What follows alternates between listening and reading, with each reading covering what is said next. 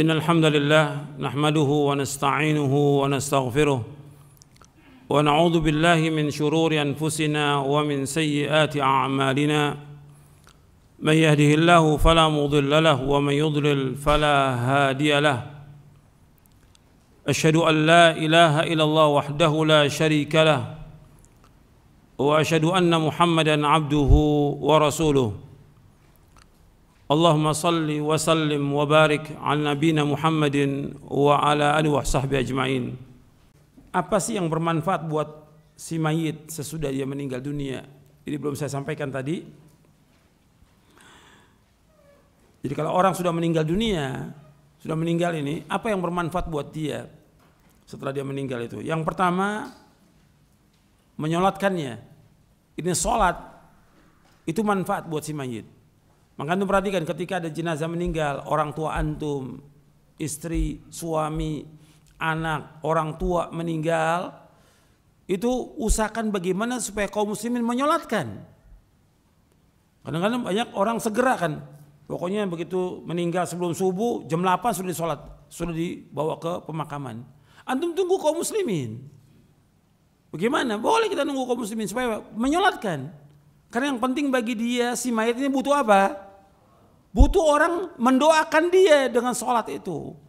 Kalau yang menyolatkan 40 atau 100, maka mendapatkan syafaat dia, diampunkan dosanya. Kita ingin kita diampunkan dosa kita, orang tua kita yang meninggal diampunkan, istri kita, semua. Jadi tunggu, sabar itu. Banyak orang nggak sabar itu.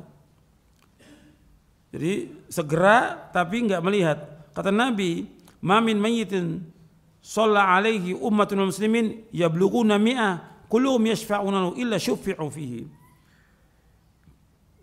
Apabila mayit itu disolatkan oleh kaum muslimin 100 orang dan mintakan syafaat, akan diampunkan dosanya. Ini riwayat Muslim. Itu yang pertama. Yang kedua yaitu mendoakan sesudah dimakamkan. Maka Nabi setelah selesai pemakaman, Nabi berdiri, Nabi mengatakan istaghfiru li akhikum wasalu lahu tathbit fa innahu al-ana yus'al. Dari sahabat Utsman bin Affan radhiyallahu an, Nabi apabila selesai memakamkan jenazah, Nabi berdiri. Nabi mengatakan istaghfiru li akhikum. Mohonkanlah ampun untuk saudara kamu. Wasalu lahu tathbit. Wasalu lahu tathbit, mintalah agar dia ditetapkan untuk bisa menjawab pertanyaan. Fa innahu al-ana yus'al, karena sekarang dia sedang ditanya. Hadis ini sahih riwayat Abu Daud dan yang lainnya. Jadi makanya kita doanya gimana? Gampang, mudah. Jadi ketika kita selesai memakamkan jenazah, kita doakan dia. Allahumma ighfir lahu, Allahumma tsabbithu, Allahumma ighfir lahu, Allahumma tsabbithu, Allahumma ighfir lahu, Allahumma tsabbithu. Ya Allah, ampunilah dia dan kuatkan dia, kokohkan dia, teguhkan dia untuk bisa menjawab pertanyaan. Mudah, enggak sulit. Enggak panjang, doakan dia. Semua itu butuh doa orang yang hidup. Yang ketiga, sedekah jariyah. Ilmu yang bermanfaat dan anak yang soleh yang mendoakannya. Yang ketiga, sedekah jariyah, ilmu yang bermanfaat dan anak yang soleh yang mendoakan. Dengan dasar hadis Abu Hurairah radhiyallahu an, Rasulullah SAW bersabda, qala Rasulullah SAW, idza matal insanu inqata amaluhu illa min thalathatin illa min sadaqatin jariyah aw ilmin yuntafa'u bi aw waladin salih yad'u lahu. Akhrajahu Muslim. Yang riwayatkan bukan hanya Muslim, yang lain juga meriwayatkan. Dari Abu Hurairah radhiyallahu an, ia berkata, telah bersabda Rasulullah SAW, apabila seorang meninggal dunia putus seluruh amalnya kecuali 3. Artinya putus amalnya semuanya kecuali 3 yang terus menyertai dia sampai ke liang kubur. Yaitu yang pertama sedekah jariyah. Yang kedua ilmu yang bermanfaat yang diajarkan kepada kaum muslimin, yang diajarkan ilmu yang bermanfaat. Yang ketiga anak soleh yang mendoakan dia. Anak soleh yang mendoakan dia. Hadis ini sahih dan Muslim dan yang lainnya. Yang keempat, sedekah, memperbanyak sedekah.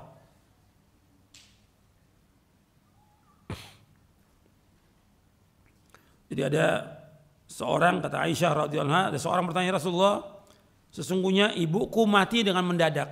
Inna ummi uftulitat. Ibuku mati mendadak. Wa araha law takallamat tasaddaqat. Aku melihat atau aku menyangka, wa ura, kalau dia berbicara, kalau bisa berbicara itu, dia akan sedekah.